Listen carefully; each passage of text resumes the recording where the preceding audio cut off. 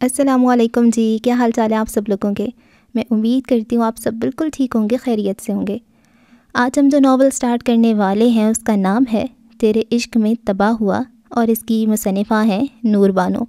نور بانو کا میں نے ریسنٹلی ایک ناول پڑھا ہے میرے مہرماں، اور لوگوں کو بہت ہی زیادہ پسند آیا ہے، اور یہ ان کا نیو ناول ہے، تو میں نے کہا اس کو بھی پڑھ لیتے ہیں۔ بائی دا وے یہ کمپلیٹ نہیں ہے، اس کے 2 پارٹ ہیں، مطلب 2 حصوں میں یہ آیا ہے۔ ایک حصہ اس کا آ چکا ہے جو کہ ہم ریکارڈ کر رہے ہیں، اس کی تقریباً 4 ایپیسوڈز بن جائیں گی پہلے حصے کی، اور جو دوسرا حصہ ہے وہ دسمبر میں آئے گا۔ تو اگر آپ کو دل کر رہا ہے تو سن لیں، اور اگر آپ کو دل کر رہا ہے کہ کمپلیٹ ہو جائے تبھی سنیں تو پھر دسمبر میں آ جائیے گا۔ خیر، ناول کے بارے میں بات کر لیتے ہیں جی۔ ناول کس ٹائپ کا ہے؟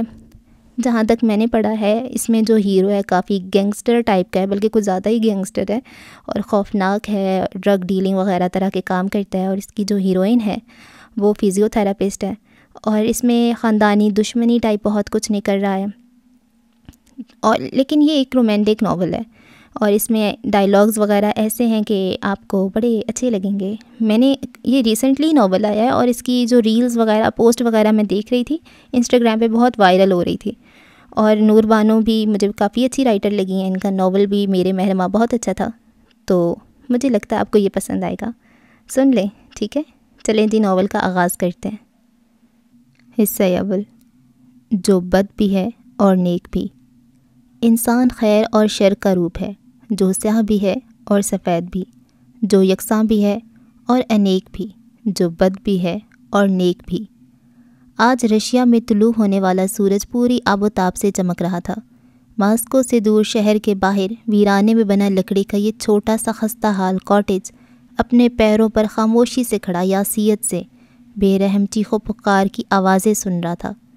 کرب و جوار میں نہ بندہ تھا نہ بندے کی ذات، وہاں دور دور تک جھاڑیوں اور بلند قامت درختوں کے سوا کوئی نہیں تھا جو ان کی مدد کو آ سکتا۔ کاٹیج کی کھڑکی سے اندر جھانک کر دیکھو تو کمرے میں نیم اندھیرا تھا، مگر کرسی پہ زخمی حالت میں بیٹھے شخص کا چہرہ صاف دکھائی دیتا تھا۔ اس کے جسم کے مختلف حصوں سے خون رس رہا تھا، اور پیشانی پسینے سے شرابور تھی۔ پلیز ہمیں چھوڑ دو، ہم نے تمہارا کیا بگاڑا ہے؟ کرسیوں پر رسیوں سے جکڑے اس زخمی شخص نے سامنے صوفے کی پشت پر لاپرواہی سے بازو پھیلا کر بیٹھے شخص سے گڑ گڑاتے ہوئے التجا کی۔ وہ جو صوفے پر پرسکون انداز میں ٹانگ پر ٹانگ ٹکائے بیٹھا تھا، سرد مہری سے مسکراتے ہوئے سیدھا ہوا اور ایک نظر سامنے بیٹھے زخمی شخص پہ ڈالی، اور مصنوعی افسوس ظاہر کرتے ہوئے سرنفی میں ہلایا۔ وہ شفاف سیاہ رنگ کے سوٹ میں ملبوس تھا، اور سر پہ فیڈرووا ٹوپی اور ہاتھوں میں سیاہ چمڑے کے گلوز پہن رکھے تھے۔ انگلیوں کے درمیان سگار اور گلے میں اسکارف ڈلا ہوا تھا۔ پیروں میں سیاہ رنگ کے لیدر بوٹس تھے جو نیم اندھیرے میں بھی چمک رہے تھے۔ صوفے کے پیچھے کھڑکی سے اندر داخل ہونے والی سورج کی روشنی کے سبب اس بے رحم شخص کا وجود سیاہ اندھیرا دکھائی دیتا تھا، اور چہرہ بالکل تاریکی میں ڈوبا ہوا تھا۔ تم میرا کچھ بگاڑ بھی نہیں سکتے، اس نے انگلیوں کے درمیان دبے سگار کو ہونٹوں سے لگاتے ہوئے گمبھیر لہجے میں کہا۔ لیکن میں، رک کر انگلی سے اپنے گھٹنے پہ دستک دی، لیکن میں تمہارا سب کچھ بگاڑ سکتا ہوں، تمہاری سانس سے میرے ہاتھوں میں ہے کیون۔ اس شخص نے سر پیچھے صوفے پہ ٹکاتے ہوئے سفید دھواں ہوا میں خارج کیا۔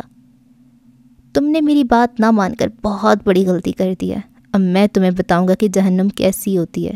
وہ درندگی سے مسکرایا۔ وہ میڈیسن کمپنی میری ہے اعجاز، میں اس کمپنی کا مالک ہوں، تم میرے فیصلوں میں دخل اندازی نہیں کر سکتے، میرے خوابوں کے درمیان نہیں آ سکتے، میں تمہیں اس چیز کی اجازت ہرگز نہیں دوں گا۔ کیون نے ایک دہکتی ہوئی نگاہ حجاج پہ ڈالی تھی جس کے لبوں پہ سلکا دینے والی مسکراہٹ تھی۔ خوابوں کو کامل کرنے کے لیے زندہ رہنا شرط ہے، جب تم زندہ ہی نہیں رہو گے تو اپنے خوابوں کو پورا ہوتے کیسے دیکھو گے؟ اس نے طنزیہ انداز میں کہکا لگایا۔ مجھے تو یہ سوچ کر ہی افسوس ہو رہا ہے کہ تمہاری موت کا غم تمہاری بیچاری بیوی کیسے برداشت کرے گی۔ اس نے آنکھیں سے کوڑ کر کیون کی بیوی کی جانب دیکھا تھا۔ وہ زمین پر گھٹنوں کے بل بیٹھی ہوئی تھی، اور اس کے دونوں ہاتھ پیچھے پشت پر بندھے ہوئے تھے۔ اپنے وجود پر اس بے رحم شخص کی نظریں محسوس کرتے ہوئے وہ گھبرا کر مزید سمٹ گئی تھی۔ فکر مت کرو، حجاج یوسف زندانی کا معیار ابھی اتنا نہیں گرا کہ تم جیسی معمولی عورت پہ نظر ڈالے گا۔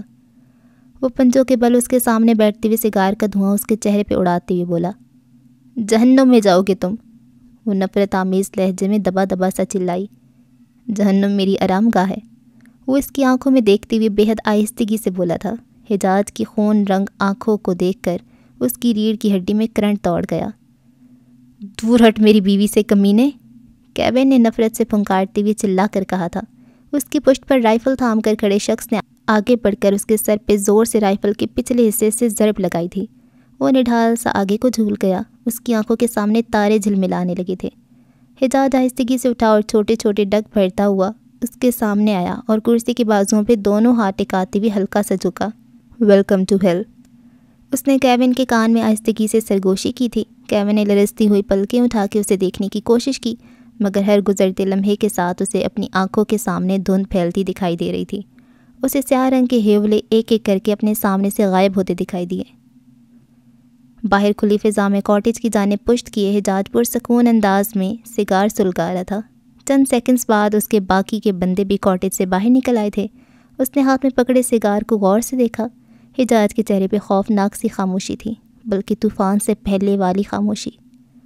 ارد گرد پیٹرول کی بو پھیل چکی تھی۔ اس نے سگار کو پیچھے کی سمت ہوا میں اچھالا اور اپنے کندھے سے نادیدہ گرد جھاڑتے ہوئے اپنی گاڑی کی جانب بڑھ گیا۔ ایک کے پیچھے ایک گاڑیاں زن سے سڑک کی جانب بڑھی تھیں اور پیچھے اس خوفناک سناٹے میں اذیت ناک چیخیں ہوا میں گونج رہی تھیں۔ کاٹیج کی خستہ حال لکڑیوں نے تیزی سے آگ پکڑی تھی اور دیکھتے ہی دیکھتے پورا کاٹیج آگ کی زد میں آ گیا تھا۔ حجاج یوسف زندانی رشیا کا سب سے خطرناک ڈان اور مافیا ورلڈ کا جانا پہچانا نام تھا۔ شیطان بھی اس کے دربار میں حاضری لگواتا تھا، کیونکہ وہ انسان کی کھال میں ایک بے رحم درندہ تھا جس کے قہر سے اس کے دشمن پناہ مانگتے تھے۔ تاریخ کے پنوں پر اس کی بربریت کی داستانیں رقم تھیں۔ وہ دیکھنے میں جتنا وجیحہ اور خوش قطع تھا، اس کے اعمال اتنے ہی زیادہ مکروہ اور سیاہ تھے۔ ہاں، ایک اچھی عادت تھی اس میں، وہ عورتوں کے ساتھ بہت نرمی سے پیش آتا تھا، خاص طور پہ خوبصورت عورتوں کے ساتھ۔ ڈرگ ڈیلنگ، کڈنیپنگ اور منی لانڈرنگ جیسے کام اس کے لیے چائے ناشتے کی مانند تھے۔ وہ بندہ مارنے سے پہلے بالکل بھی نہیں سوچتا تھا، سوائے اس کے کہ اسے مارنا کیسے ہے۔ ماسکو، شہر جناؤں کا دل، جہاں رات کی گہرائیوں میں جرائم اور رازوں کی سازشیں پلتی تھیں۔ شہر کے تاریک سڑکوں پر شب کے اندھیرے میں قاتلوں کی سایہ دار موجودگی کا احساس ہوتا تھا، جہاں کی گلیوں میں عیسیٰ خلجی اور حجاج یوسف زندانی کے خوف کے سائے رقص کرتے تھے۔ اسی طرح اس رات بھی حجاج اور عیسیٰ کے آدمیوں کے درمیان زبردست مٹ بھیڑ جاری تھی۔ گولیوں کی بوچھاڑ اور دھماکے کے شور سے لوگ خوف کے عالم میں ادھر ادھر بھاگ رہے تھے، اور اسی بھگدڑ کے دوران پہلی بار اس کی نظر ان آنکھوں پر پڑی، سنہرے رنگ کی، خوف زدہ اور ڈری ہوئی آنکھیں۔ حجاج نے ان آنکھوں کو دیکھا، پھر وہ کچھ نہیں دیکھ پایا۔ وہ سڑک کے وسط میں کھڑی تھی، ان دونوں کے درمیان کافی فاصلہ تھا، مگر پھر بھی اسٹریٹ لائٹ کی مدھم سی روشنی میں حجاج اس کی سنہری آنکھوں میں چمکتے ہوئے آنسو دیکھ سکتا تھا۔ اس نے چہرے پر سیاہ رنگ کا ماسک لگایا ہوا تھا، بالوں کو ہوا کے سپرد کیے وہ لوگوں کے درمیان خوف کے عالم میں کھڑی خوف زدہ سی یہاں وہاں دیکھ رہی تھی۔ یکدم حجاج کی گرفت بندوق پہ ڈھیلی ہوئی۔ ایسی آنکھیں اس نے پہلے کبھی نہیں دیکھی تھیں۔ وہ سحر انگیز انداز میں مبہوت سا اسے دیکھنے لگا۔ ایک پل کے لیے ارد گرد کا سارا شور مدھم ہوتا چلا گیا اور منظر سے ہر شے غائب ہو گئی۔ اس افراتفری میں اسے بس وہ دو آنکھیں دکھائی دے رہی تھیں۔ سب کچھ دھواں دھواں ہو گیا تھا، اور اچانک اس دھوئیں کو پھاڑتی ہوئی ایک گولی قریب سے اس کے کندھے کا ماس اڑاتے ہوئی نکلی تھی۔ وہ جھنجھلا کر ہوش میں آیا تھا، اس کے کندھے سے گرم سیال بہہ رہا تھا۔ مبہوت زدہ آنکھوں کا رنگ یکدم سرخ ہوا اور اس نے لگاتار ایک کے بعد ایک دو فائر کیے تھے، جو سیدھا عثمان خلجی کے سینے میں پیوست ہوئے تھے۔ وہ بے جان سا ہو کر زمین بوس ہوا تھا، اور پھر دونوں جانب سکوت چھا گیا۔ حجاج اپنے زخمی کندھے پہ ہاتھ رکھتے ہوئے نڈھالی میں نیچے گرنے لگا، مگر اس کے ساتھ موجود گارڈز نے اسے فوراً تھام لیا۔ اس کی سفید رنگ کی شرٹ سرخ ہو چکی تھی۔ اس نے بوجھل ہوتی لرزتی پلکوں کو بمشکل اٹھاتے ہوئے ان آنکھوں کو دوبارہ ڈھونڈنے کی کوشش کی تھی، مگر وہ آنکھیں اس رات کی تاریکی میں کہیں غائب ہو گئی تھیں۔ 6 ماہ بعد حجاج یوسف زندانی اس وقت اسٹرپ کلب کے VIP سیکشن میں اپنے بزنس پارٹنرز اور چند دوستوں کے ساتھ بیٹھا ہوا تھا۔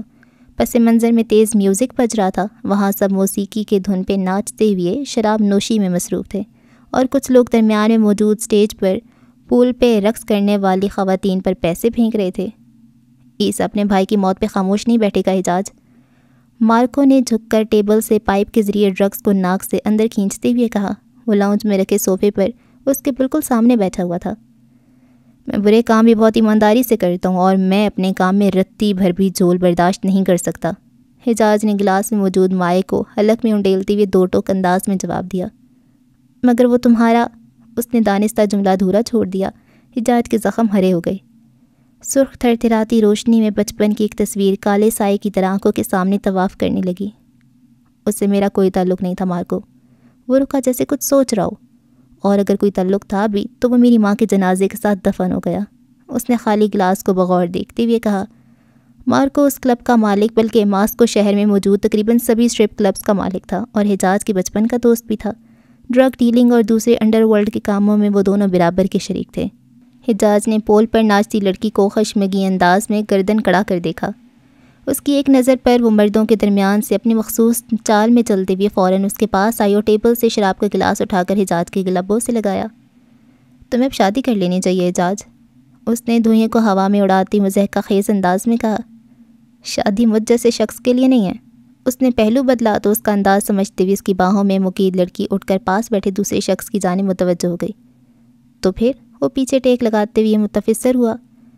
میں شیطان ہوں اور شیطانوں کی بیویاں نہیں ہوتیں، اس نے زور سے کہکا لگایا۔ اس کی بات پہ لاؤنج میں بیٹھے باقی لوگوں نے بھی کہکا لگایا تھا، اور ویسے بھی کوئی بھی معمولی سی عورت مجھے برداشت نہیں کر سکتی۔ حجاز نے خالی گلاس کو بغور دیکھتے ہوئے کہا۔ ذہن کے کسی حصے میں بھولی بصری یاد نے آہستگی سے دم بھرا۔ سنہرے رنگ کی آنکھیں پس منظر میں دکھائی دی۔ تو پھر کس قسم کی عورت تمہیں برداشت کر سکتی ہے؟ وہ چونکا، سوال بالکل غیر متوقع تھا۔ آج سے پہلے اس نے کبھی بھی اس بارے میں سوچا نہیں تھا۔ لوگوں کی جانیں لینے والا کسی کی جان کیسے بن سکتا تھا؟ اس نے ہنوز خالی گلاس کو گھورتے ہوئے سوچا۔ مجھے سنبھالنے کے لیے کوئی مجھ جیسی ہونی چاہیے مارکو۔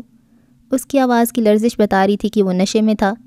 لوکا، اس کا سیکنڈ ان کمانڈ، جو اس کی غیر موجودگی میں اس کے سارے اہم فیصلے لیتا تھا، اس کے پاس اس کے پیچھے پشت پر دونوں ہاتھ باندھے خاموشی سے کھڑا ان سب کی گفتگو سن رہا تھا۔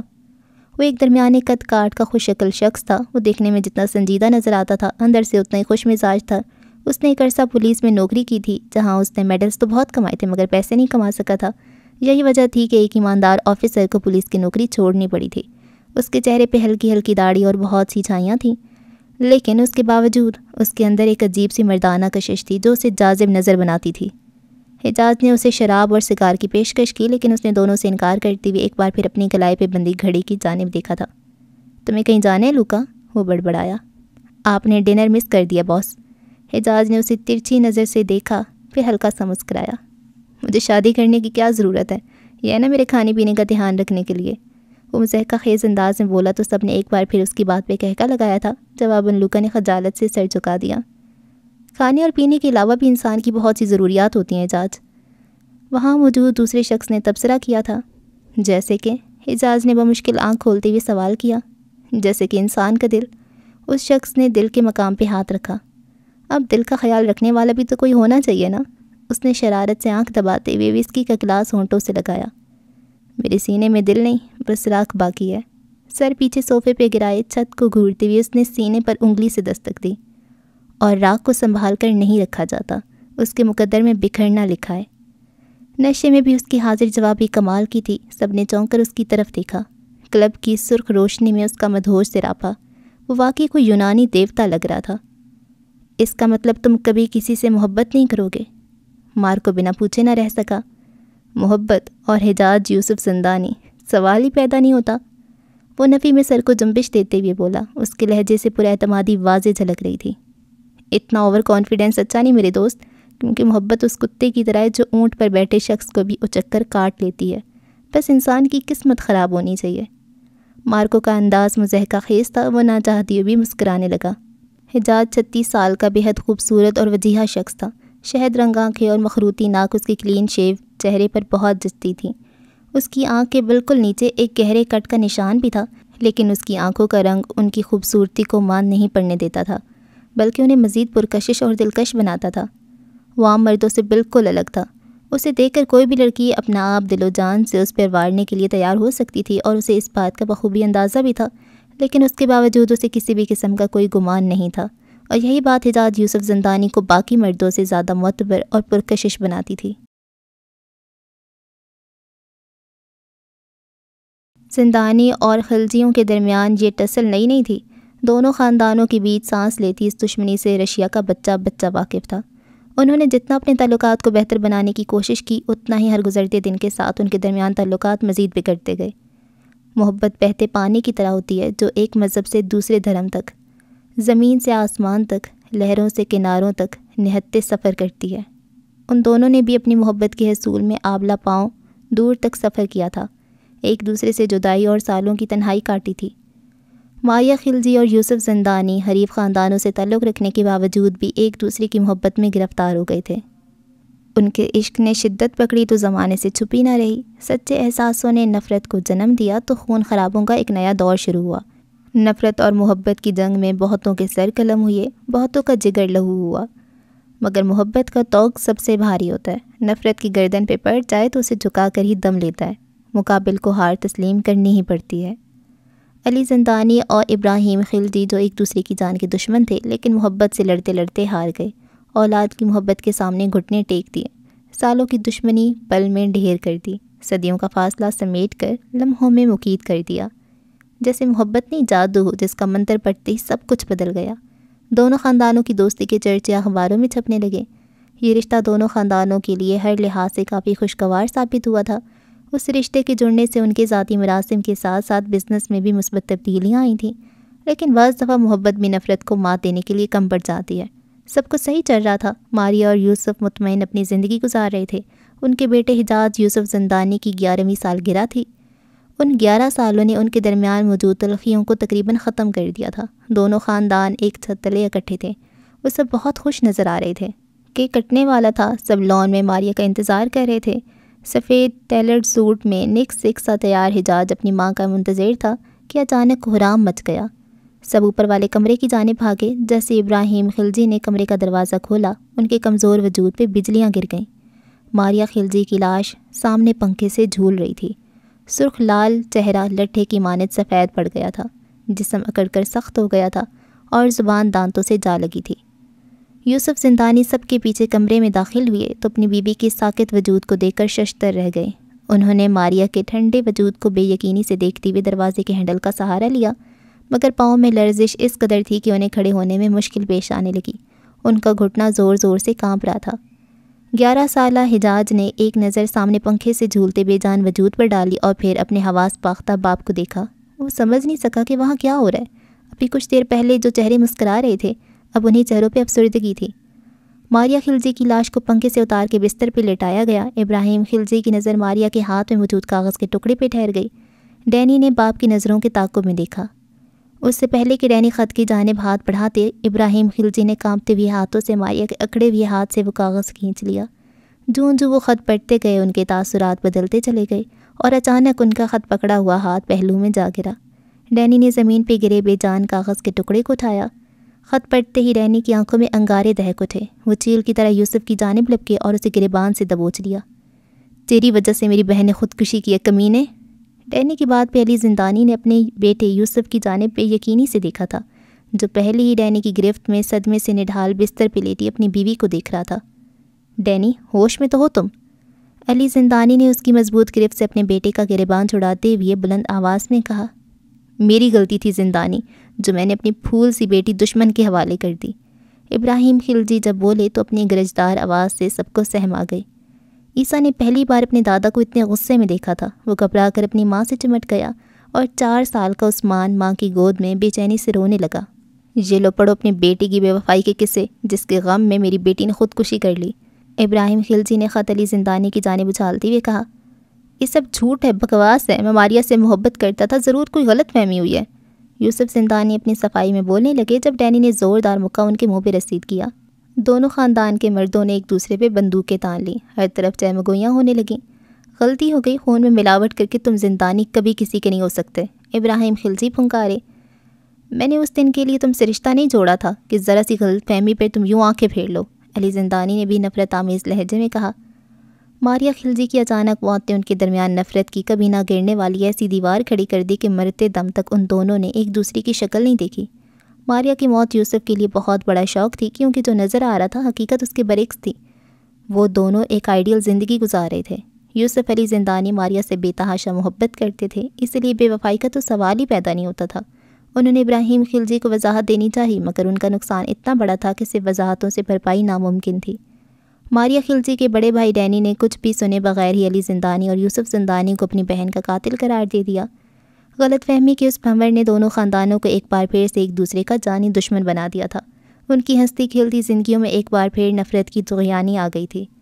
ماریہ خلجی کی مشکوک موت کے بعد دونوں خاندان ایک بار پھر ایک دوسرے کے حریف بن گئے اور انہوں نے اپنی پوری زندگی ایک دوسرے سے دشمنی نبھاتے گزار دی۔ جذبوں میں ایک بار نفرت کی ملاوٹ ہو جائے تو چاہے جتنی بھی کوششیں کر لو، انہیں پہلے جیسا شفاف نہیں کیا جا سکتا۔ علی زندانی کے وصال کے بعد تمام ذمہ داریاں یوسف زندانی کے ہاتھوں میں تھیں، مگر اپنی بیوی کی موت کے بعد وہ بہت ٹوٹ گئے تھے۔ محبت کی جدائی نے انہیں وقت سے پہلے بوڑھا کر دیا تھا۔ جس دن انہوں نے ماریہ کو دفنایا اس دن اس لحد میں وہ یوسف علی زندانی کا وجود بھی دفنائے تھے۔ اس دن کے بعد انہوں نے کبھی گن کو ہاتھ نہیں لگایا۔ جس یوسف علی زندانی کے رعب اور دبدبے سے دنیا واقف تھی، اس شناخت کو انہوں نے مسخ کر دیا تھا۔ لیکن کسی کے چلے جانے سے دنیا کے معاملات نہیں رکتے، زمین کی گردشیں نہیں تھمتیں، چاند تاروں کی چمک ماند نہیں پڑتی، زندگی چلتی رہتی ہے نئی ڈگر نئی راستوں پر۔ اس لیے اپنی تمام تر ذمہ داریاں وہ حجاج کے سپرد کر دینا چاہتے تھے، لیکن وہ ماریہ اور اپنی محبت کی آخری نشانی کو اس دشمنی کی بھینٹ چڑھتے نہیں دیکھ سکتے تھے۔ وہ جانتے تھے وہ جس دنیا کے مقیم ہے وہاں موت کبھی پیچھا نہیں چھوڑتی، لیکن پھر بھی انہوں نے ابراہیم خلجی سے معاہدہ کیا، صلح کا معاہدہ۔ حجاج ان کی بیٹی کا اکلوتا بیٹا تھا۔ ان کا خون اور اس خاندانی دشمنی نے پہلے ہی بہت سے معصوم اور بے گناہوں کی جانیں لے لی تھیں۔ ابراہیم خلجی کے دل میں جتنی نفرت اپنی بیٹی کے قاتلوں کے لیے تھی، اتنی ہی حجاج کے لیے محبت بھی تھی۔ وہ یہ تو کبھی نہیں چاہتے تھے کہ ان کا خون انہی کے فرش پہ گرے، اس لیے یوسف زندانی اور ابراہیم خلجی نے مرنے سے پہلے باہمی افہام و تفہیم کے ساتھ اپنی اپنی وصیتوں میں اتحاد کا اعلان کر دیا۔ اپنے باپ کے اس فیصلے پر ڈینی نے بہت شور شرابہ کیا، مگر ان کا فیصلہ اٹل تھا، جسے بادل نخواستہ انہیں قبول کرنا پڑا۔ سب کچھ پہلے کی طرح چلنے لگا، مگر دونوں خاندانوں کے بیچ حال نفرت کی اس سرحد کو مٹانا ناممکن تھا، جس میں بے اعتباری اور بے اعتنائی کے نکیلے کانٹے لگے تھے، جو معمولی سے بھی جنبش پیدا ہونے پر ہاتھوں کو زخمی کر سکتے تھے۔ اور ویسا ہی ہوا۔ اتنے سالوں بعد وہ سب گھوم پھر کے ایک بار پھر سکیور ون پہ آ گئے تھے۔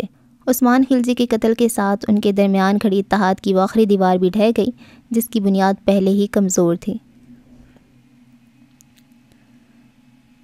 یہ بڑا سا ہال نما کمرہ عیسیٰ خلجی کا آفس تھا۔ اس کمرے کی دائیں دیوار پہ بڑی سی اسکرین موجود تھی، جس پہ وہ باہر اور مینشن کی مختلف کمروں میں لگے کیمروں کی فوٹیج بآسانی دیکھ سکتا تھا۔ سامنے بڑی سی امپورٹڈ ٹیبل پہ اس کا لیپ ٹاپ کھلا ہوا تھا، جس پر ایک نامعلوم فیکٹری کے کمرے کی فوٹیج چل رہی تھی۔ ٹیبل کی دوسری جانب کرسی پہ اس کا رائٹ ہینڈ ڈیوڈ براجمان تھا۔ عیسیٰ خلجی کا تعلق بھی اسی دنیا سے تھا جہاں حجاج یوسف زندانی کے نام کا سکہ چلتا تھا۔ خاندانی دشمنی نے ذہنوں کو اس طرح سے متاثر کیا تھا کہ دوستیوں میں بھی پھپھوندی لگ گئی تھی۔ نومری کے ساتھ خاندانی روایات کو زندہ رکھتے رکھتے حریف بن گئے تھے۔ ہر گزرتے دن کے ساتھ عیسیٰ خلجی کے دل میں حجاج یوسف زندانی کو موت کی نیند سلانے کی خواہش شدت پکڑتی تھی۔ میں اسے بہت بری موت ماروں گا ڈیوڈ، اس کا انجام بھی اس کی ماں جیسا ہوگا۔ پہلے تو میرے ہاتھ بندھے ہوئے تھے، لیکن اب میں بالکل آزاد ہوں۔ حجاج کی ایک غلطی نے میرے پیروں میں پڑی بیڑیوں کو توڑ دیا ہے، عیسیٰ نے لیپ ٹاپ کی اسکرین گراتے ہوئے زہر خند لہجے میں کہا۔ لیکن ایسا کیسے ممکن ہوگا؟ وہ اکیلا ہے، اس کا اس دنیا میں کوئی رشتہ نہیں ہے، اسے نہ تو جینے کا لالچ ہے نہ مرنے کا ڈر، اس کی کوئی کمزوری نہیں ہے جسے ہم اس کے خلاف استعمال کرتے ہوئے اسے گھٹنوں پہ لا سکیں۔ ڈیوڈ نے انگلی سے تھوڑی کھرچتے ہوئے استفسار کیا۔ ہر انسان کے اندر کوئی نہ کوئی خلا موجود ہوتی ہے، جسے بھرنے کی طلب میں وہ ادھر ادھر خوار ہوتا ہے، جسے وہ دنیا کی نظروں سے بچا کر رکھتا ہے، اپنے اندر چھپا کر رکھتا ہے۔ وہ اپنی پاور سیٹ پہ ٹیک لگا کر بیٹھا، سیدھے ہاتھ سے ٹیبل پہ رکھے پیپر ویٹ کو گھماتے ہوئے کسی گہری سوچ میں مبتلا دکھائی دیتا تھا۔ ہمیں بس اس کی کمزوری ڈھونڈنی ہے ڈیوڈ، اس کے بعد حجاج یوسف زندانی کی تباہی کے قصے تاریخوں کے پنوں میں درج کیے جائیں گے۔ اس نے ایک پیپر ویٹ غصے سے بھینچا تھا۔ ٹیٹوؤں سے بھرے اس کے کسرتی بازوؤں پر ابھرتی اس کی نسیں اور ماتھے پہ بچھا شکنوں کا جال اس کی نفرت کی شدت کو صاف ظاہر کر رہا تھا۔ بٹ سر، آپ تو حجاج کو بچپن سے جانتے ہیں نا، آپ کا کزن ہے، آپ کو تو اس کے بارے میں سب کچھ پتہ ہوگا۔ ڈیوڈ نے انجانے میں عیسیٰ کے پرانے زخموں کو کھرچ دیا تھا۔ یکدم عیسیٰ خلجی کے ماتھے کی سلوٹیں سمٹیں اور آنکھوں کی پتلیوں پہ دھندلاہٹ سی چھا گئی۔ گرمیوں کے دن تھے، گارڈن میں رنگوں کی بہار تھی، شام کا وقت تھا اور ٹھنڈی ہوا نے موسم کی خوشگواریت میں مزید اضافہ کر دیا تھا۔ ایسے میں حجاج اور عیسیٰ گارڈن میں سائیکل چلا رہے تھے اور عثمان ہری گھاس پر بیٹھا تھا۔ اس کے ارد گرد کھلونے بکھرے ہوئے تھے اور پاس اس کی نینی کھڑی ہوئی تھی۔ یکدم حجاج کا توازن بگڑا اور وہ سائیکل سمیت کانٹے دار پھولوں کی کیاری میں گر گیا۔ نینی کا رخ دوسری جانب تھا۔ وہ کافی دور کھڑی تھیں، اس لیے اسے علم نہ ہو سکا کہ حجاج سائیکل چلاتے چلاتے گر گیا۔ البتہ عیسیٰ اس کے ساتھ تھا۔ وہ فوراً سائیکل سے اترا اور دوڑ کر حجاج کو بازوؤں سے پکڑ کر کانٹوں کے حصار سے نکالا۔ حجاج نے نیلے رنگ کی ہاف آستین کی ٹی شرٹ اور شارٹس پہنے ہوئے تھے، جس وجہ سے اس کے ہاتھ، گھٹنے اور بازوؤں پر کانٹے چبھنے کی وجہ سے چوٹ لگ گئی تھی۔ عیسیٰ نے باری باری نرمی سے حجاج کی ہتھیلیوں کو صاف کیا، پھر پنجوں کے بل بیٹھ کر اس کے شارٹس پہ لگی مٹی جھاڑی۔ حجاج کی آنکھ کے نیچے اور کوہنی سے خون رس رہا تھا۔ اس نے نرمی سے اس کے زخم پہ پھونک ماری۔ بہت درد ہو رہا ہے؟ رک کر معصومیت سے اس کی شہد رنگ آنکھوں میں دیکھا جہاں ہلکی سی نمی تھی۔ حجاج نے سرنفی میں ہلا دیا، مگر عیسیٰ کو تسلی نہیں ہوئی۔ وہ فوراً دوڑ کر ماریا خلجی کے کمرے میں گیا اور بیڈ سائڈ ٹیبل کی دراز میں رکھا فرسٹ ایڈ باکس نکال لایا۔ گارڈن میں رکھی چیئر پہ حجاج کو بٹھاتے ہوئے وہ دوسری کرسی کھینچ کر اس کے مقابل بیٹھ گیا اور روئی سے زخم صاف کرنے لگا۔ زخم پہ اینٹی سیپٹک لگتے ہی جلن کے مارے حجاج کی لبوں سے سسکی نکلی تو عیسیٰ نرمی سے اس کے زخم پہ آہستہ آہستہ پھونک مارنے لگا۔ حجاج عمر میں عیسیٰ سے بس 1 سال چھوٹا تھا، لیکن اس کے لیے وہ بالکل عثمان جیسا تھا۔ وہ جتنی محبت عثمان سے کرتا تھا اتنی محبت حجاج سے بھی کرتا تھا۔ عثمان کتنا لکی ہے، اس کے پاس تم ہو، کاش میرا بھی تم جیسا بھائی ہوتا۔ معصومیت سے خواہش کا اظہار کرتے ہوئے وہ اداس ہو گیا۔ میں ہوں تو تمہارا بھائی، میرے ہوتے ہوئے تمہیں کسی دوسرے کی کیا ضرورت؟ آنکھ کے نیچے کٹ پہ مرہم لگاتے ہوئے عیسیٰ نے ناراضگی ظاہر کی۔ لیکن تم ہر وقت میرے ساتھ میرے گھر میں تو نہیں رہتے نا، کبھی کبھی آتے ہو، میں اکیلا یہاں بور ہو جاتا ہوں۔ گالوں کو ہتھیلی پہ ٹکاتے ہوئے وہ مزید اداسی سے بولا، تم جب بھی خود کو تنہا محسوس کرو تو مجھے بلا لیا کرنا، آئی پرومس، میں فوراً آ جاؤں گا۔ لیکن میرے بلانے پر تم کیوں آؤ گے؟ کیونکہ ہم بھائی بھائی ہیں، اور ماریا آنٹی کہتی ہیں بھائی ہمیشہ ایک دوسرے کے ساتھ کھڑے رہتے ہیں، چاہے غم ہو یا خوشی، مشکل ہو یا آسانی، وہ ایک دوسرے کو تنہا نہیں چھوڑتے۔ میں بھی تمہیں کبھی تنہا نہیں چھوڑوں گا، ہمیشہ تمہاری حفاظت کروں گا جیسے عثمان کی کرتا ہوں۔ وہ مسکرایا۔ ہاں ٹھیک کہا، ہم بھائی بھائی ہیں، آخری سانس تک ساتھ رہیں گے۔ میں بھی کبھی تمہیں تنہا نہیں چھوڑوں گا اور ہمیشہ تمہاری حفاظت کروں گا۔ وعدہ؟ نرمی سے بڑے ہوئے ہاتھ پر ہاتھ رکھتے ہوئے حجاج عیسیٰ کے گلے سے لگ گیا۔ کیا ہوا سر، آپ کن خیالوں میں کھو گئے؟ ڈیوڈ نے ٹیبل پہ آہستہ سے ہاتھ مارتے ہوئے عیسیٰ کو اپنی جانب متوجہ کیا۔ کہیں نہیں، سرسری انداز میں شانے اچکاتی ہوئے ایک بار پھر اس کے ماتھے پہ سلوٹیں ابھری تھیں۔ عیسیٰ خلجی کوئی عام انسان نہیں تھا، بلکہ لوگ تو کہتے تھے وہ انسان ہی نہیں تھا، وہ انسانی شکل میں وحشی درندہ تھا جو لوگوں کی جان ایسے لیتا تھا جیسے سانس لے رہا ہو۔ رشیا میں اس کا کافی اثر و رسوخ تھا، اس کی سرپرستی میں بہت سے مافیا موبس کام کر رہے تھے۔ عیسیٰ خلجی اگر اب تک زندہ تھا تو صرف ایک مقصد کی تکمیل کے لیے، اور وہ مقصد تھا زندانیوں کو صفحہ ہستی سے ہمیشہ کے لیے مٹا دینا۔ دشمنی کا لوہا اتنا گرم تھا کہ محبت کا پانی بھی اسے ٹھنڈا نہیں کر سکتا تھا، اور نفرت کے بازار میں محبت کی خریداری ناممکن تھی۔ وہ بیبی پنک کلر کی ٹاپ اور بلو جینس میں ملبوس تھی اور لیب کوٹ کو طے کر کے بائیں بازو پہ ڈال رکھا تھا۔ کندھے پہ سیاہ رنگ کا بیگ لٹکائے وہ آنکھوں کے اوپر ہاتھ کا چھجا بنا کر دھوپ میں سروس روڈ پر پیدل چل رہی تھی۔ تھوڑے ہی فاصلے پر ایک آئس کریم پارلر موجود تھا۔ وہ فوراً دھوپ کی تپش سے بچنے کے لیے آئس کریم پارلر میں داخل ہو گئی۔ سامنے کیش کاؤنٹر پہ کھڑی سیاہ فام لڑکی نے اسے مسکرا کر دیکھا۔ جواباً ایلف نے بھی سر کو ہلکی سی جنبش دیتے ہوئے اسے مسکرا کر دیکھا۔ وہ ہمیشہ کی طرح ہال کے پرسکون گوشے میں موجود اپنی مخصوص ٹیبل پہ خاموشی سے جا کر بیٹھ گئی۔ اے سی کی ٹھنڈی ہوا اسے اندر تک سکون بخش رہی تھی۔ اس نے بیگ اور کوٹ برابر والی کرسی پہ رکھتے ہوئے کرسی کی پشت سے آرام سے ٹیک لگا لی۔ یہ لو اپنا پسندیدہ اسٹرابری اسموتھی پی لو، دن بھر لوگوں کی مالش کر کر کے تھک گئی ہوگی۔ کایا نے اسموتھی کا گلاس ایلف کے آگے رکھتے ہوئے مضحکہ خیز انداز میں کہا اور اپنا سفید کوٹ اتار کر ٹیبل پہ رکھتے ہوئے کرسی کھینچ کر اس کے سامنے بیٹھ گئی۔ آج اسے ضروری کام سے کہیں جانا تھا، اس لیے اس نے ہاف ڈے لے لیا تھا۔ میں فزیو تھراپسٹ ہوں، کایا، مالشیا نہیں، ایلف نے بیزاری سے آنکھ گھماتے ہوئے کہا اور اسموتھی کے ساتھ انصاف کرنے لگی۔ ایک ہی بات ہے، میری نانی بھی اپنے گاؤں کی بہت اچھی مالشیا تھیں، اور مزے کی بات یہ ہے کہ انہوں نے تمہاری طرح اتنی موٹی موٹی کتابیں بھی نہیں پڑھی تھیں، پھر بھی دور دور سے لوگ ان کے پاس خاص مالش کروانے آتے تھے۔ کایا نے اپنے گھنگریالے بالوں میں ہاتھ پھیرتے ہوئے اپنی ہنسی پر قابو پانے کی بھرپور کوشش کی تھی۔ اچھا، تو تمہیں لگتا ہے ایک فزیو تھراپسٹ اور مالشیا میں کوئی فرق نہیں ہوتا؟ اس نے گلاس نیچے رکھتے ہوئے ناک پھلا کر استفسار کیا۔ جی ہاں، دونوں میں کچھ خاص فرق نہیں ہوتا۔ کایا نے اسے مزید اکسایا اور در حقیقت وہ ایلف کے رد عمل سے محظوظ ہو رہی تھی۔ مالشیا اور فزیو تھراپسٹ میں فرق ہوتا ہے۔ مالشیا عام طور پر تنویعی اور تن سختی کو دور کرتا ہے، جبکہ فزیو تھراپسٹ ایک ماہر جسمانیات ہوتا ہے جو انسانی جسم کے مختلف حصوں کا علاج کرتا ہے، سمجھی؟ اس نے ہونٹ کے اوپر لگے اسموتھی پر مزے سے زبان پھیرتے ہوئے کہا تو کایا کے منہ سے فلک شگاف کہکا نکلا۔ ایلف نے اسے ٹیڑھی نظروں سے گھور کر دیکھا۔ شرم نہیں آتی اپنی دوست کی ٹانگ کھینچتے ہوئے؟ وہ مصنوعی غصہ دکھاتے ہوئے بولی۔ مجھے شرم آتی تو کیا میں اپنے بوائے فرینڈ کو گلی میں بنا کپڑوں کے چپل سے مارتی؟ اس نے کندھے اچکاتے ہوئے کہا۔ چپل سے مارا؟ پر کیوں؟ ایلف کی آنکھیں حیرت سے پھیل گئیں۔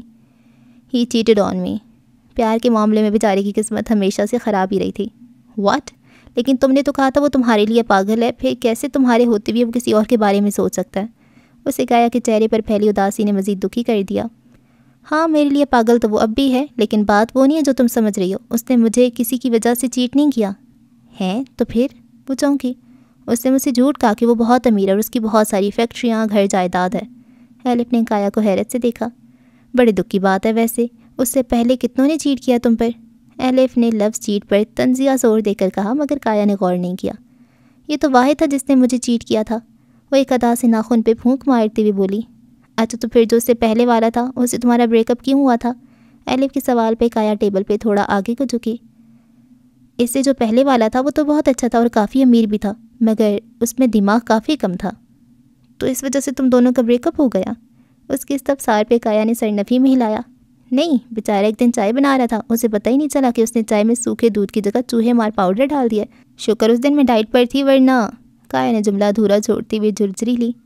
ہے مطلب وہ مر گیا؟ I am so sorry. ایلف نے افسوس بھری نظروں سے اس کی جانب دیکھا۔ ارے زیادہ دکھی مت ہو، چوہے مار دوائی ایکسپائر تھی، بس 2-3 دن ہاسپٹل میں ایڈمٹ رہا، پہ ٹھیک ہو گیا۔ اس نے ایک بار پھر لاپرواہی سے کندھے اچکائے۔ پھر اس سے بریک اپ کیوں ہوا تھا تمہارا؟ کایا کی باتیں سن کر ایلف کا تو جیسے دماغ ہی الٹ گیا۔ اس کی ماں کو بلیک لوگوں سے مسئلہ تھا، اس نے ہنکارا بھرتے ہوئے جواب دیا۔ کیوں؟ کیونکہ ان کا جو پہلا بوائے فرینڈ تھا وہ سیاہ فام تھا اور اس نے کسی گوری کے لیے ان کو چیٹ کیا تھا، بس اس وجہ سے ہمارا بریک اپ ہو گیا، ورنہ آج میں کسی مینشن میں ٹھاٹھ سے زندگی گزاری ہوتی۔ اس نے حسرت سے گہری سانس لی۔ اوف یار، حد ہوتی ہے۔ ایلف نے اس کی بات سن کر اپنا سر پکڑ لیا۔ لو، تم صرف سن کر اپنا سر پکڑ رہی ہو، مجھے دیکھو، میں تو ان تمام ٹریجڈیز کو برداشت کیا اور پھر بھی بالکل خوش باش ہوں۔ اس نے فخریہ انداز میں مسکراتے ہوئے دونوں آئی بروز باری باری اچکائیں، جیسے کوئی بہت بڑا معرکہ سر کیا ہو۔ ہاں، ہر کوئی تمہاری طرح ڈھیٹ نہیں ہوتا نا۔ ایلف گلاس کو دوبارہ لبوں سے لگاتے ہوئے ہلکا سا منمنائی۔ ہاں، ہر کوئی میری طرح زندہ دل اور مضبوط بھی نہیں ہوتا کہ اتنے سارے بریک اپس کا غم تنہا برداشت کر لے، اور تم تو کسی دوسرے کے آنسو دیکھتی ہو تو رونے لگتی ہو، زمانے کی سختیاں کیسے برداشت کرو گی؟ وہ کرسی سے کھڑی ہوتے ہوئے بزرگانہ انداز میں بولی۔ احساس ہوں، کمزور نہیں، اپنی آواز کا استعمال کرنا جانتی ہوں میں۔ ایلف نے فوراً نفی کرتے ہوئے کہا، جس پر کایا محض مسکرائی تھی۔ ایلف داؤد ابراہیم پھولوں سے بھی زیادہ نازک اور حساس لڑکی تھی، لوگوں کی تکلیفیں اس سے دیکھی نہیں جاتی تھیں، اور جب بھی کسی کی آنکھوں میں آنسو دیکھتی تو اس کا دل بھر آتا۔ وہ پروفیشن سے فزیو تھراپسٹ تھی، مگر اس کے زیادہ تر دوست اسے مالشیا کہہ کر چڑھاتے تھے، جن میں سے ایک کایا بھی تھی۔ کایا اور اس کی دوستی کی شروعات 5 ماہ پہلے اسٹرابری اسموتھی سے ہوئی تھی، جس سے یہاں نزدیک میں موجود ہاسپٹل میں ایلف کی جاب لگی تھی۔ بس تب سے ہی اس کا یہاں آنا جانا تھا۔ وہ روز باقاعدگی سے یہاں اپنا فیوریٹ اسٹرابری اسموتھی پینے آیا کرتی تھی، اور اتفاق سے اسٹرابری اسموتھی کایا کا بھی فیوریٹ تھا۔ روزمرہ کی سرسری سی رسمی الیک سلیک کب اتنی گہری دوستی میں بدل گئی پتہ ہی نہیں چلا۔ ایلف کو اس کا چنچل مزاج اور صاف کوئی پسند تھی۔ ویسے آج کدھر کی سواری ہے؟ آج وقت سے پہلے ہی اسے آف لے کر جاتا دیکھ ایلف نے سوال کیا۔ وہ آج میری بلائنڈ ڈیٹ ہے کسی کے ساتھ، اس نے موبائل کیمرے میں خود پر نظر ڈالتے ہوئے بتایا۔ کچھ دن تو آپ بریک اپ کا سموگ بنا لیتی۔ ایلف کو ہنسی آئی۔ جی نہیں، 4 دن کی تو زندگی ہے، اس میں سے بھی 2 دن رونے دھونے میں ضائع کر دوں؟ کبھی نہیں، اور ویسے بھی جب اگلا والا پچھلے والے سے زیادہ امیر ہو تو پھر رونے کا سوال ہی پیدا نہیں ہوتا۔ اس نے ہنکارا بھرتے ہوئے انگلی سے اپنی لپسٹک درست کی تو ایلف پھر سے ہنسنے لگی۔ تمہیں امیر لڑکے اچھے لگتے ہیں نا؟ نہیں ایلف، مجھے صرف پیسوں کی خوشبو اچھی لگتی ہے، ورنہ اگر میرا 100-200 کروڑ کا جیک پاٹ لگ جائے تو میں زندگی بھر کے لیے سنگل رہنا پسند کروں گی۔ جلدی سے کندھے پر بیگ ڈالتی ہوئے اس نے باری باری ایلف کی گالوں پہ بوسہ دیا اور باہر نکل گئی۔ ایلف نے گلاس وال سے باہر جا کر دیکھا تو وہ کسی سرخ رنگ کی آڈی میں بیٹھ رہی تھی۔ اس نے مسکراتے ہوئے سر جھٹکا۔ چاہے زندگی کتنے ہی رنگ بدلے، مگر کایا کبھی نہیں بدلنے والی تھی، اور ایلف کو کایا کی یہ زندہ دلی ہمیشہ سے ہی بہت اچھی لگتی تھی۔ زندگی کو لے کر اس کی سوچ باقیوں سے خاصی مختلف تھی۔ اس کا تعلق افریقہ سے تھا، اور وہ یہاں پچھلے 5 سالوں سے تنہا رہ رہی تھی اور اپنے گھر والوں کی مالی طور پہ مدد بھی کر رہی تھی۔ اس کی زندگی میں بہت سی مصیبتیں اور مشکلات تھیں، لیکن پھر بھی اس نے کبھی بھی ان مشکلات کو اپنی خوشیوں پر حاوی ہونے نہیں دیا تھا۔ وہ کچھ دیر باہر سڑک کو دیکھتی ہوئی مسکراتی رہی، پھر اپنا سامان سمیٹ کر اپنے گھر کے لیے نکل گئی۔ یہ فور سینز ہوٹل ماسکو کی دوسری منزل پہ بنا کشادہ اور وسیع ہال روم تھا جو چمکدار چینڈلیئر نفیس اور قیمتی ساز و سامان سے آراستہ تھا۔ وہاں اس وقت پارٹی چل رہی تھی۔ مافیا سے تعلق رکھنے والے بہت سے لوگ اس پارٹی میں موجود تھے، جن میں عیسیٰ اور حجاج بھی شامل تھے۔ حجاج کو چھوڑ کر وہاں اس کے ساتھ موجود ہر کوئی ضرورت سے زیادہ محتاط تھا۔ وہ اس وقت مارکو کے ساتھ بار کاؤنٹر کے سامنے کرسی پہ بیٹھا کسی ضروری موضوع پہ محو گفتگو تھا، جب اسے اپنی پشت پر کسی کے قدموں کی چاپ سنائی دی۔ اگر اس نے پلٹ کر دیکھنے کی زحمت نہیں کی تھی، وہ 10 میل دور سے ہی اپنے دشمنوں کی بو سونگھ لیتا تھا۔ حجاز ہنوز لاپرواہی سے سگار سلگا رہا تھا جب مارکو اور لوکا کے چہرے کے تاثرات یکسر بدل گئے تھے۔ غفلت انسان کو موت کے منہ تک لے جاتی ہے۔ عیسیٰ اس کے بالمقابل آ کے رکا اور لمحے بھر کے لیے سگار کے دھوئیں کے پیچھے موجود اس کے چہرے کو بغور دیکھا۔ کاش یہ سبق تم نے اپنے بھائی عثمان کو سکھایا ہوتا تو آج وہ یہاں تمہارے ساتھ ہوتا، حجاج نے جواباً سے کہا اور ہونٹوں کے درمیان دبائے لاپرواہی سے کہا۔ تو عیسیٰ کی آنکھیں سرخ ہو گئیں۔ لوکا نے اس کے تاثرات بھانپتے ہوئے گن پہ اپنی گرفت مضبوط کر لی۔ میں تمہیں اتنی دردناک موت دوں گا حجاج کہ یاد رکھنے کے لیے تمہاری نسلیں بھی باقی نہیں رہیں گی۔ اس نے جبڑے بھینچتے ہوئے اس کی آنکھوں میں دیکھا جہاں موت کا سا سناٹا تھا۔ میں وہ بلا ہوں عیسیٰ جس کی موت تم پر قیامت برپا کر دے گی، نست و نابود ہو جاؤ گے تم میرے قہر سے۔ حجاج نے غصے میں جلدی سگار کو مٹھی میں مسل دیا۔ اس کی خون رنگ ہوتی آنکھیں عیسیٰ کے وجود کا طواف کر رہی تھیں۔ میری تباہی تم نہیں لا سکتے، پوری دنیا بھی میرے مقابل لے آؤ تو فائدہ نہیں ہوگا۔ وہ دونوں ایک دوسرے کو کاٹ کھانے کو تیار تھے۔ بڑی بات بولنے سے پہلے ذرا ایک سیکنڈ کے لیے اپنے بھائی کا انجام یاد کرو عیسیٰ، وہ طنز کے تیر چلاتے ہوئے مسکرایا۔ حجاج کے استہزیانے کا عنصر اس کی رگوں میں زہر کی مانند پھیل گیا۔ تم نے جسے مارا وہ عثمان تھا، ہمارا بھائی۔ ایک گلٹی ابھر کر حجاج کی گردن میں معدوم ہوئی تھی۔ وہ بے ایمان تھا اور کوئی بے ایمان حجاج یوسف زندانی کا بھائی ہرگز نہیں ہو سکتا۔ اس نے اپنے ہاتھوں میں پیدا ہونے والی لرزش کو چھپاتے ہوئے بمشکل کہا تھا۔ ذرا نظر گھما کر اپنے ارد گرد دیکھو حجاج، یہاں کون ہے جو ایماندار ہے؟ ہم سب بے ایمانی کا دھندا کرتے ہیں۔ فاصلہ اتنا تھا کہ صدیاں بھی کم تھی سمیٹنے کے لیے۔ وہ جبڑے بھینچتا خاموشی سے کچھ پل حجاج کو کھڑا دیکھتا رہ گیا۔ یہ وہ شخص نہیں تھا جس کے زخم پہ نرمی سے پھونک مارتے ہوئے عیسیٰ نے کبھی مرہم رکھا تھا۔ ہم بھائی بھائی ہیں۔ ایک آواز حجاج کی سماعتوں سے ٹکرائی تھی، اس کا وجود دھماکوں کی زد میں آ گیا تھا۔ عیسیٰ قہر برساتی نظروں سے حجاج کو دیکھتے ہوئے آہستگی سے مسکرایا۔ اس کے ہونٹوں کی سرد مسکراہٹ وہاں موجود لوگوں پر بہت سے راز افشاں کر گئی تھی۔ تم خلجیوں کا مسئلہ پتہ کیا ہے؟ اپنے اندر کی طوفان پہ قابو پاتے ہوئے اب پہلے والا حجاج دکھائی دے رہا تھا، سخت اور سرد۔ تم سالے بھونکتے بہت ہو، حجاج نے گردن مسلتے ہوئے لبوں پہ زبان پھیری، مگر جب کاٹنے کی باری آئے تو مگرمچھ کے آنسو دکھا کر ایموشنل ڈرامے کرنے لگتے ہو۔ وہ گردن پیچھے پھینک کر ہنسنے لگا۔ جب صاف خون میں گندا خون شامل ہو جائے تو تم جیسی اولادیں پیدا ہوتی ہیں حجاج۔ اس کی بات پہ حجاج کے ہونٹ اوہ میں سمٹے، انداز مذاق اڑانے والا تھا، مگر عیسیٰ نے بات جاری رکھی۔ میرا باپ ٹھیک بولتا تھا، اس نے حجاج کے کان کے نزدیک جا کر سرگوشی میں کہا۔ جس خون میں ملاوٹ ہو جائے وہ خون بیکار ہو جاتا ہے۔ اس کی سرگوشی میں کہی بات حجاج کے بالکل بغل میں کھڑے لوکا نے سن لی تھی۔ اس کے اعصاب تن گئے، دماغ کی نسوں میں دوڑتے خون کی گردش تیز ہو گئی اور اس کا ذہن تانے بانے بننے لگا۔ مگر تم فکر مت کرو حجاج، ہم خلجیوں کو گندگی صاف کرنے کا اچھا خاصا تجربہ ہے۔ جو کوئی ہمارے خون میں ملاوٹ کرنے کی حماقت کرتا ہے ہم اس کا وہ حشر کرتے ہیں کہ تاریخ بھی اسے خود میں پناہ نہیں دیتی۔ حجاج کے چہرے پر ناسمجھی کے تاثرات ابھرے جسے دیکھ کر عیسیٰ محظوظ ہوا تھا۔ حجاج نے استفسار بھرے انداز میں اپنے آئی بروز اچکائیں، مگر وہ چپ چاپ قدم بقدم پیچھے ہٹتا چلا گیا۔ عیسیٰ کی آنکھوں میں اس کے لیے نفرت اور حقارت کا جہاں آباد تھا۔ اس کے من میں حجاج کو تڑپ تڑپ کر مرتے دیکھنے کی حسرت شدت سے جاگی تھی۔ لیکن کیا حجاج یوسف زندانی کو مارنا اتنا آسان تھا؟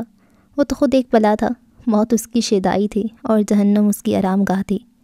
اسے موت کا ڈر نہیں تھا کیونکہ زندہ رہنے کی اس کے پاس کوئی وجہ بھی نہیں تھی۔ وہ تنہا تھا اور تنہا انسان موت سے زیادہ خطرناک ہوتا ہے۔ حجاج یوسف زندانی کا شاندار مینشن اس وقت رات کی تاریکی میں بھی اپنی خوبصورتی کے جلوے بکھیرا تھا، جو اس کے ذوق و وقار کی علامت تھی، اور اس کا مسلط فن تعمیر اس کی شان و شوکت کا ثبوت دیتی تھی۔ دیواروں اور چھتوں پہ پیچیدہ نقش و نگار اور آرائشی تفصیلات اس مینشن کی خوبصورتی میں مزید اضافہ کرتے تھے۔ مینشن چاروں جانب سے سبز باغات سے گھرا ہوا تھا جو غیر ملکی پودوں اور پھولوں سے آراستہ تھا، جن کی خوشبو ہوا کو معطر اور وجود کو ٹھنڈک اور تازگی کا احساس بخشتی تھی۔ تقریباً رات کے 4 بج رہے تھے جب حجاج کی گاڑی مینشن کے پورچ میں داخل ہوئی۔ لوکا نے اسے دونوں بازوؤں سے تھام کر گاڑی سے باہر نکالا۔ وہ نشے میں اتنا دھت تھا کہ اپنے پیروں پہ ٹھیک سے کھڑا بھی نہیں ہو پا رہا تھا۔ اس نے حجاز کا ایک بازو اپنے کندھے پہ ڈالا اور کمر سے اسے مضبوطی سے تھام کر گھر کے اندر داخل ہوا۔ اس وقت گھر کے تمام ملازم اپنے حصے کا کام نپٹا کر اپنے اپنے کمروں میں جا چکے تھے۔ مینشن کا اندرونی حصہ بیرونی حصے کی طرح ہی متاثر کن تھا۔ عظیم الشان داخلی ہال فانوس اور لکڑی کے کام سے مزین تھا اور سنگ مرمر کا فرش فانوس کی روشنی میں چمک رہا تھا۔ کمرے کشادہ اور قدیم فرنیچر سے بھرے ہوئے تھے جو مینشن کی دلکشی اور خوبصورتی میں اضافہ کر رہے تھے۔ دیواروں کی پینٹنگز اور ٹیپسٹریز سے مزین کیا گیا تھا۔ یہ گھر فن تعمیر اور ڈیزائن کا حقیقی شاہکار تھا اور یہ واضح تھا کہ اس کی تخلیق میں کوئی خرچ نہیں چھوڑا گیا تھا۔ Though I have no luck today, I know it will be over۔ Hijaz نشے میں مسکراتے ہوئے رشین گلوکار وٹاس کا گانا گنگنا رہا تھا۔ لوکا نے چونک کر گردن ترچی کر کے اپنے کندھے پہ ڈھل کے حجاز کے وجود کو غور سے دیکھا۔ وہ تقریباً 3.25 سال سے اس کے ساتھ تھا اور اس عرصے میں پہلی بار اس نے حجاز کو کچھ گنگناتے سنا تھا۔ Even if you were wrong, I will whisper you these words۔ وہ اپنے ہاتھ کو گول گول گھماتے ہوئے آہستہ آہستہ رقص کرنے لگا۔ اب ٹھیک ہے باس۔ حجاز نے اس کی بات نہیں سنی تھی۔ وہ ہنوز گانا گنگناتے ہوئے مسکرا کر رقص کرتا رہا۔ ایسا کرتے ہوئے وہ لڑکھڑایا لیکن پھر بھی وہ رکا نہیں تھا۔ I believe that anyone can love۔ وہ ریلنگ کے سہارے سیڑھیاں چڑھنے لگا۔ باس سنبھال کر آپ گر جائیں گے۔ وہ احتیاطاً آگے بڑھا کے کہیں وہ واقعی لڑک ہی نہ جائے۔ نو میں خود چلا جاؤں گا، مجھے کسی کی ضرورت نہیں، وہ منمنایا۔ اس کے منع کرنے پہ لوکا وہیں رک گیا۔ حجاز گانا گنگناتے ہوئے نیند اور نشے میں جھولتا ریلنگ کو تھامے سیڑھیاں چڑھنے لگا۔ حجاز یوسف زندانی، دا ڈان آف رشیا۔ اس نے زور سے اپنا نام پکارا۔ خالی ہال میں اس کی آواز گونج رہی تھی۔ کوئی میرا کچھ نہیں بگاڑ سکتا۔ وہ آخری سیڑھی پہ رک کے پلٹا لیکن اچانک اس کا توازن بگڑا اور وہی ہوا جس بات کا ڈر تھا۔ حجاز ایک کے بعد دوسری سیڑھی پہ لڑکتا ہوا نیچے منہ کے بل آ کر گرا تھا جس کی وجہ سے اس کا ماتھا اور ناک سنگ مرمر کے فرش سے زور سے ٹکرایا تھا۔ اسے اپنی آنکھوں کے سامنے ایک پل کے لیے اندھیرا سا دکھائی دیا۔ اوہ گاڈ، آپ کو زیادہ چوٹ تو نہیں لگی؟ اس نے بہت احتیاط سے حجاز کا رخ اپنی جانب کیا۔ وہ اپنا دایاں بازو پکڑ کر درد سے کرا رہا تھا۔ بس ثابت ہوا انسان دوسرے گناہوں کی وجہ سے اپنے رب کی نظروں میں اتنا ذلیل نہیں ہوتا جتنا تکبر سے ہوتا ہے۔ اس تکبر نے ایک فرشتے کو ابلیس بنا دیا تھا۔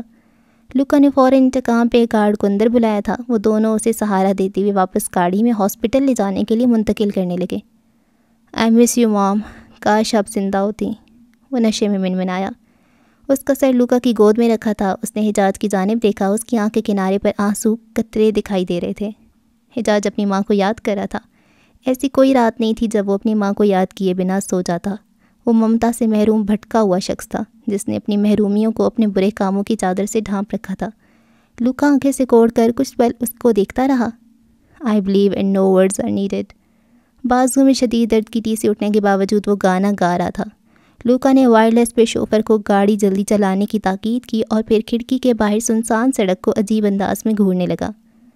یہ مشکل تھا کہ ان کی زندگی کا کوئی ایک بھی دن بنا کسی مصیبت کے گزر جاتا۔ ان کی زندگی میں آنے والی ہر نئی صبح نئی مسئلوں کے ساتھ ان کے دروازے پہ دستک دیتی تھی۔ زندگی کی اس بھاگ دوڑ میں سکون کہیں نہیں تھا، یا شاید وہ جس دنیا سے منسلک تھے وہاں سکون جیسی قیمتی چیز وہ افورڈ نہیں کر سکتے تھے۔ عیسیٰ سوئمنگ پول کی دیوار سے دونوں ہاتھ اور پشت ٹکائے آنکھیں بند کر کے کھڑا تھا۔ پول کے باہر تھوڑے فاصلے پہ 2 گارڈز اسلحہ لیے کھڑے تھے۔ صاف شفاف پانی اس کے انگ انگ کو تسکین کا احساس دے رہا تھا۔ ارد گرد دور تک پھیلا ہرا سبزہ دن کی روشنی میں چمک رہا تھا اور اطراف میں کھجور کے درخت اور پودوں کی بہار تھی۔ وہ ماسکو سے باہر کنٹری سائیڈ میں واقع اپنے فارم ہاؤس میں موجود تھا اور یہ منظر اس وقت وجود کو مزید آرام و سکون کا احساس دے رہا تھا، ورنہ جب سے عثمان کا قتل ہوا تھا اس کا ذہن بہت سی سوچوں کا امہ جگہ بنا ہوا تھا۔ سوچ کی الجھنوں پر گہرے بادل چھانے لگے اور وہ سالوں کا سفر طے کرتا تاریخ خلا میں پہنچ گیا۔ اس خلا کی تاریکی میں سے ایک کمرہ دکھائی دیا جس کا دروازہ بھرا ہوا تھا۔ وہ بنا کسی آہٹ کے اس کمرے تک گیا۔ ادھ کھلے دروازے سے نکلتی روشنی باہر فرش پہ گر رہی تھی۔ وہ نہ جانے کس کام سے یہاں آیا تھا۔ اندر سے 2 لوگوں کے بحث کرنے کی آوازیں آ رہی تھیں۔ اس نے چپکے سے ادھ کھلے دروازے سے کمرے میں جھانک کر دیکھا تو ڈینی اور ماریا کسی بات پہ بری طرح سے بحث کر رہے تھے۔ وہ چپ چاپ کھڑا دروازے کی اوٹ میں ان کی باتیں سننے لگا۔ اتنے سال گزرنے کے بعد بھی تمہارے اندر کی نفرت ختم نہیں ہوئی ڈینی؟ جب ڈیڈ یہ دشمنی سالوں پہلے دفنا چکے ہیں تو تم کون ہوتے ہو فاصلے پیدا کرنے والے؟ وہ غصے میں بولی۔ ڈیڈ نے ان کم نسل زندانیوں کو معاف کر دیا ہوگا ماریا، لیکن میں انہیں آخری سانس تک معاف نہیں کروں گا، انہوں نے بھی زہر خند لہجے میں جواب دیا۔ تم جن کے بارے میں بات کر رہے ہو وہ اب میری فیملی ہے۔ میرے خون میں ان کا خون شامل ہے، اور اگر تم نے میری فیملی کو نقصان پہنچانے کی کوشش کی تو تمہارا انجام اچھا نہیں ہوگا ڈینی، سمجھے تم؟ اچھا وہ مجھے تمہارے ارادوں کی بھنک پڑ گئی، میں ڈیڈ کے سامنے تمہیں ایکسپوز کر دوں گی۔ یہ کہہ کر وہ وہاں سے جانے لگیں کہ اچانک ڈینی نے اس کو بالوں سے پکڑ کر زمین کی جانب دھکیلا۔ اس اچانک حملے کے لیے ان کا ذہن تیار نہیں تھا، وہ غش کھا کر زمین پر جا گری۔ صحیح کہا، خون میں ملاوٹ تو ہو گئی ہے، وہ پنجوں کے بل بیٹھتے ہوئے غرائے۔ گندے خون کی ملاوٹ، انہوں نے ماریا کا گلا گھونٹتے ہوئے پراسرار لہجے میں کہا۔ ڈینی، آکسیجن کی زیادتی کی وجہ سے ان کا دم گھٹنے لگا۔ ماریا نے ان کا کالر دبوچا۔ لیکن آج میں یہ گندگی صاف کر دوں گا، ماریا خلجی نے جوابی کارروائی کرتے ہوئے ہاتھ اور مکے ان کے چہرے پہ برسائے، مگر ڈینی کو فرق نہیں پڑا۔ جس خون میں ملاوٹ ہو جائے وہ خون بیکار ہو جاتا ہے۔ وحشیانہ انداز اختیار کرتے ہوئے ان کی گرفت ماریا خلجی کے گردن پہ مزید سخت ہوئی۔ ماریا خلجی مسلسل مزاحمت کرتی رہیں، مگر ڈینی کے دیو قامت وجود کے سامنے ان کا نازک سا وجود بہت کمزور محسوس ہو رہا تھا۔ ان کے مسلسل مزاحمت میں چلتے ہاتھ لمحہ بلمحہ نرم پڑنے لگے، ان کا مچھلی کی طرح پھڑپھڑاتا وجود ساکت ہونے لگا، اور دیکھتے ہی دیکھتے خوبصورت شہد رنگ آنکھوں کا نور بجھ گیا۔ وہیں زمین پر پنجوں کے بل بیٹھے ڈینی نے کوٹ کے اندر والی پاکٹ سے رومال نکال کر ماتھے پہ موجود پسینہ خشک کیا، اور کچھ دیر یوں ہی خالی نگاہوں سے ان کی آنکھوں میں دیکھتے رہے۔ ماریا کی کھلی آنکھوں میں ان کا بے رحم عکس یوں ہی ملامت کر رہا تھا، لیکن وہ نفرت کے سفر میں اتنا آگے نکل آئے تھے کہ ضمیر کی آوازیں بہت پیچھے چھوٹ گئی تھیں۔ دوسری جانب سے کھلے دروازے سے جھانکتی ان نیلی آنکھوں نے بہت سے تاثر ابھرے تھے جب اس نے اپنے باپ کو ماریا خلجی کی لاش پنکھے سے لٹکاتے ہوئے دیکھا تھا، اور اس پل میں عیسیٰ خلجی کی معصومیت رخصت ہو گئی تھی، کیونکہ اس کی محبت میں فرق آ گیا تھا۔ اندر کہیں کسی کونے میں وحشت نے سر اٹھایا تھا، اور اس روز عیسیٰ وہ نہیں رہا تھا جسے اپنے باپ کی بہن سے محبت تھی، وہ بدل گیا تھا۔ زندانیوں سے وابستہ تمام جذبات بدل گئے تھے۔ وہ اپنی سوچوں میں غلطہ تھا جب لورا کی ہیلز کی ٹک ٹک نے عیسیٰ کے خیالوں میں خلل پیدا کیا۔ اچانک کمرے میں ادکھلا دروازہ کسی نے مقفل کر دیا، اور اس کا وجود تاریکی میں ڈوب گیا۔ سنہرے بالوں والی لمبی سی لڑکی جس نے سفید شرٹ اور سیاہ اسکرٹ پہن رکھی تھی جو گھٹنے سے کافی اوپر ہی ختم ہو جاتی تھی، ہاتھ میں ٹرے تھامے وہ لمبی اپنی سیاہ ہیلز پر چلتی سوئمنگ پول کے گرد قطار میں رکھی بینچز کے پاس آ کر رک گئی۔ ٹرے پاس رکھی ٹیبل پہ رکھتے ہوئے اس نے جوس کا گلاس اٹھایا اور عیسیٰ کے پاس پنجوں کے بل جا کر بیٹھ گئی۔ اس نے آنکھیں کھول کر دیکھا تو وہ والہانہ انداز میں اس کے چہرے پہ جھکی مسکرا رہی تھی۔ وہ بھی مسکرا کر اس کی جانب پلٹا، اب دونوں کا رخ آمنے سامنے کا تھا۔ اس نے جوس کا گلاس عیسیٰ کی جانب مسکرا کر بڑھایا، جس سے اس نے فوراً تھام لیا۔ گلاس لبوں سے لگاتے ہوئے اس نے اپنی نظر ایک بار بھی اس کے میک اپ سے سجے چہرے سے نہیں ہٹائی تھی۔ عیسیٰ کی نیلی آنکھوں میں اس کے سیاہ ارادے صاف جھلک رہے تھے۔ اس نے لورا کا ہاتھ تھام کر اسے اپنے نزدیک کھینچا ہی تھا کہ عین اسی وقت ڈیوڈ پول ایریا میں داخل ہوا، اور عیسیٰ کو مصروف دیکھ کر فوراً نظریں جھکاتے ہوئے اس کی جانب سے اشارے کا منتظر وہیں اپنی جگہ پہ رک گیا۔ عیسیٰ نے ہاتھ کے اشارے سے ڈیوڈ کو نزدیک آنے کو کہا اور سوئمنگ پول کے اسٹیپس کی جانب بڑھ گیا۔ لورا نے آگے بڑھ کے اسے باتھ روب پہنایا اور سگار جلا کر اس کی جانب بڑھایا۔ کیا ہوا ڈیوڈ؟ اس نے ڈیوڈ کے تنے ہوئے اعصاب دیکھتے ہوئے سوال کیا۔ میں نے واقعی پوری چھان بین کر لی ہے۔ ڈیوڈ کی بات پر اس کا کش بھرتا ہاتھ تھم گیا۔ اس نے سگار واپس لورا کو تھماتے ہوئے اسے ان دونوں کو تنہا چھوڑنے کا حکم دیا۔ عثمان بے قصور تھا، اس نے ڈرگس کی چوری نہیں کی تھی۔ لورا کے اندر جاتے ہی ڈیوڈ نے لیپ ٹاپ کی اسکرین کا رخ عیسیٰ کی طرف کرتے ہوئے کہا، یہ اس رات کی فوٹیج ہے جس دن ڈرگس کی ڈیلیوری کرنی تھی۔ 12:28 پر عثمان لوکیشن سے نکل چکا تھا، تب تک سب کچھ ٹھیک تھا، تمام سیمپلز مکمل تھے۔ وہ اسکرین پہ انگلی سے اشارہ کرتے ہوئے عیسیٰ کو بتا رہا تھا۔ آگے کی فوٹیج کہاں ہے؟ ویڈیو چلتے چلتے اچانک رک گئی تھی۔ آگے کی فوٹیج ہے ہی نہیں، کیونکہ جو بھی اس رات عثمان کے جانے کے بعد وہاں آیا تھا اس نے تمام کیمروں کو ہیک کر لیا اور پھر انہیں بند کر دیا، جس کی وجہ سے آگے کچھ بھی ریکارڈ نہیں ہو سکا۔ اس نے کی پیڈ پہ انگلیاں چلاتے ہوئے کہا، یہ دیکھیے، یہ سترولکا بار کی رات کی ٹھیک 1 بجے کی فوٹیج ہے۔ یہ بار اس لوکیشن سے آدھے گھنٹے کی دوری پر ہے۔ اس کا مطلب جب ڈرگس کے ساتھ چھیڑ چھاڑ کی گئی تب عثمان سترولکا بار میں موجود تھا۔ ڈیوڈ نے لیپ ٹاپ کی اسکرین فولڈ کرتے ہوئے سنجیدگی سے عیسیٰ کی جانب دیکھا۔ اس نے جان بوجھ کر میرے بھائی کو ٹریپ کیا ڈیوڈ، عیسیٰ نے مٹھی بھینچتے ہوئے کہا۔ ایسا کرتے ہوئے اس کے ٹیٹوؤں سے بھرے ہاتھوں کی نسیں ابھرنے لگیں اور اس کا چہرہ یکدم سرخ ہو گیا۔ بالکل عثمان کو ٹریپ کیا گیا تھا۔ ڈیوڈ نے اس کی ہاں میں ہاں ملائی۔ اسے ایسا نہیں کرنا چاہیے تھا، بہت غلط کیا تھا اس نے، بہت غلط، وہ گمبھیر لہجے میں بولا۔ آگے کے لیے کیا آرڈرز ہیں؟ ڈیوڈ آج کے بعد حجاج سانس بھی لے تو اس کی اپڈیٹ مجھے چاہیے۔ اسے میں آسان موت نہیں دوں گا، اس کی موت تاریخ کی سب سے دردناک موت ہوگی۔ وہ دور آسمان پہ ڈوبتے ہوئے سورج کو بغور دیکھتے ہوئے سرد لہجے میں بولا تھا۔ نفرت کی جنگ وہ واحد جنگ ہے جس میں کسی کو ہرا کر کوئی بھی جیت نہیں سکا ہے۔ یہ ہار محض ضمیر کی نہیں، پوری انسانیت کی ہوتی ہے۔ اچھا جی، تو یہ والی جو ایپیسوڈ ہے اس کو یہیں پر اینڈ کرتے ہیں اور بات کر لیتے ہیں ناول کے بارے میں۔ تو یہ ایک ویسا ناول ہے جو کہ گینگسٹر مافیاز کے ہوتے ہیں، اور وہ جو ہم نے سنے ہیں نا اکثر بیڈ بوائے ٹائپ اور گڈ گرل ہوتی ہے اس میں، تو ان کا کپل ہوتا ہے، تو یہ مجھے لگتا ہے ویسا ہی ہے۔ ایسا ایک ناول میں نے پڑھا تھا رکھیل، یار بالکل ایسا تھا، اور اتنا مزے کا ناول تھا، اتنا اچھا ناول تھا، بھائی بھائی بھائی بھائی، واہ واہ واہ واہ اس میں نے اس ٹائپ کے ناولس کم پڑھے ہیں، تو مجھے بہت اچھا لگا تھا۔ آپ نے اگر ابھی تک رکھیل ناول نہیں سنا تو سن لیں، بہت ہی عمدہ ناول تھا، آپ کو اسکرین پہ نظر آ رہا ہوگا اور میں کامنٹ بھی اس کا پن کر دوں گی۔ تو یہ بھی مجھے اسی ٹائپ کی وائب دے رہا ہے، اس میں غنڈے ہیں، ان کی کوئی پرانی دشمنیاں ہیں ٹائپ، اور ابھی تک ہیرو اور ہیروئن کے سینز نہیں آئے، تو میں ان کا ویٹ کر رہی تھی، اور مجھے لگتا ہے یہ بہت ہی کوئی ڈیپ ٹائپ کا عشق ہوگا، اور نام ہی ایسا نا، عشق میں تباہ تو پھر تباہ ہی ہوگا سب کچھ۔ اور یہ جو ماریا کو دیکھو، اس کے بھائی نے مار دیا، اور ان کو مجھے لگتا ہے ان کے تھرڈ پارٹی بھی انوالو ہوگی، جو کہ ان کے درمیان نا مس انڈرسٹینڈنگ ڈیولپ کر کے ان دونوں کو تباہ کروا رہی ہے، یہ ایک دوسرے کو مار رہے ہوں گے اور وہ فائدہ لے رہی ہوگی، کوئی اور بھی تو گینگسٹر ہو سکتے ہیں نا۔ تو یہ مجھے لگ رہا ہے، کیونکہ عثمان نے جب بےایمانی نہیں کی تو اس نے اس کو کیوں مارا ہے نا، تو کچھ ایسا سین ہے، اور جو ان کا اور بھی پاسٹ آہستہ آہستہ نکل کے سامنے آئے گا۔ مزہ آ رہا ہے، ابھی تک تو مجھے اچھا لگ رہا ہے، اس میں ڈائلاگس کافی مزے کے ہیں۔ مجھے بتائیں آپ کو کیسا لگ رہا ہے، اور اگر آپ کو یہ پسند آیا ہے تو لائک کر دیں، چینل کو سبسکرائب کر دیں، اور مجھے دعا میں یاد رکھیں، رکھیل ناول کو ضرور چیک آؤٹ کریں۔ اللہ حافظ۔